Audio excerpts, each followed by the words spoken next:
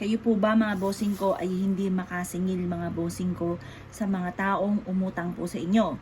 Ngayon po mga bossing, ako po ay may ituturo sa inyo na napakasimple para kaagad kayong makasingil mga bossing. Pero mga bossing, kung halimbawa ang taong ito ay wala talagang pera at sinisingil po ninyo, wala talaga mga bossing, at nakikita nyo talagang wala, hayaan nyo na lang muna. Kung ikaw naman ang i-wish ninyo kayo ay magkaroon ng pera para hindi ka na maningil. Kasi ang taong ito nakakaawa pagka yung bang mga bossing yung tao na wala talagang pera at sinisingil po natin makain ay wala. Pagpasensyahan muna. Pero kung nakikita nyo yung post po ito ng post at talaga namang siya po ay mapera, abay gawin nyo po ito. Ngayon pa mga bossing, ganito lamang po ang inyo pong gagawin. Ito yung ating siling labuyo. Siling labuyo. Ngayon, kukuha po tayo mga bossing ko ng papel. Ngayon, isusulat po natin mga bossing ko ang pangalan ng tao na may utang sa atin ha. May utang. Basta kung alam ninyong mapera naman ang taong ito at talaga namang napakatikal at ayaw talagang magbayad, gawin nyo po ito. Ngayon, sulat po natin dito ang lahat ng mga may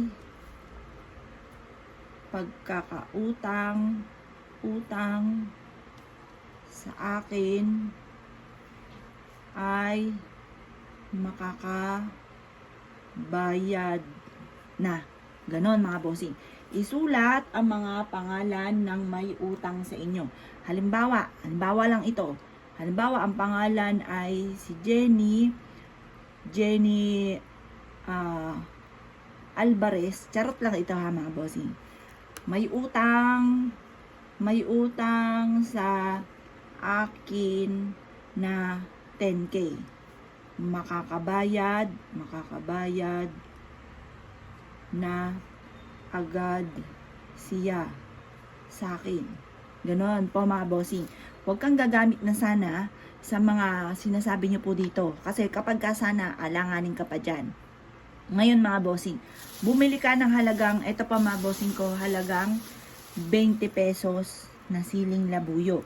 Ngayon, ang gagawin po natin, basta isulat nyo na kung sino man. Halimbawa, number 2, si Arnold, halimbawa ay, ano ba ipilido pang iba? C, halimbawa lang, charot lang yan kung yung pangalan. Ano lang po yan ha, sample lang. May utang sa akin, makakabayad ka agad sa halagang ganito. ASAP, baga kaagad-agad, kailangan ng pera. Magbayad na sila. Ganon mga bossing. Ngayon, tutupiin nyo po ito ha. At pagkatapos, hihipan nyo po mga bossing ko. Eto mga bossing ko, itong ating plastic labo. Lalagyan nyo po siyang ganyan.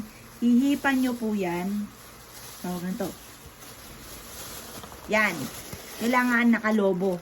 Nakalobo mga bossing ko ha. Tapos, i-shake nyo to na nakaharap ka sa gawing silangan. Shake nyo yan. Makakabayad na ng mga pagkakautang sa akin ang mga taong ito. Ganun pa mga bossing. Pagkatapos, ito po isasabit po ninyo sa may bintana ninyo kung saan kayo ay natutulog. Isa po ito sa mga sikreto para ang mga taong may pagkakautang sa inyo ay kaagad nang magbayad mga bossing. Kapag ginawa nyo po ito, kailangan sikreto lamang. Kasi once may nakakaalam, hindi po natutupad ko na may mga wishes or matagal bago matupad ang mga wishes. Sikreto lamang po ito. Kaya kung ikay naniniwala at naisyo po itong gawin, basta gawin niyo po ito sa umaga lamang ng mga bandang alas 7 ang pagwiwish at ibibilad natin hanggang alas 8 ng umaga. Pagtapos ng alas 8, isasabit sa may bintana ninyo kung saan kayo ay natutulog. Ang taong yan ay kaagad po makakapagbayad at lagi nyo tatawagin sa may silangan yung pangalan ng tao na may pagkakautang sa inyo, sabihin nyo magbayad ka na kaagad-agad.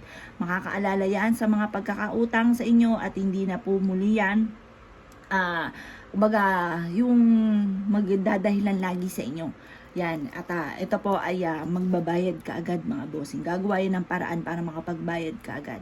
Basta wag mga bossing ko, yung wag nyo muna singilin kung talagang wala, ni makain ay wala. Pero yung alam niyo na mapera naman at ayaw magbayad, gawin nyo na po ito. Siya ako ikigagawa ng gatong mga pamamaraan. Good luck po sa inyo po lahat.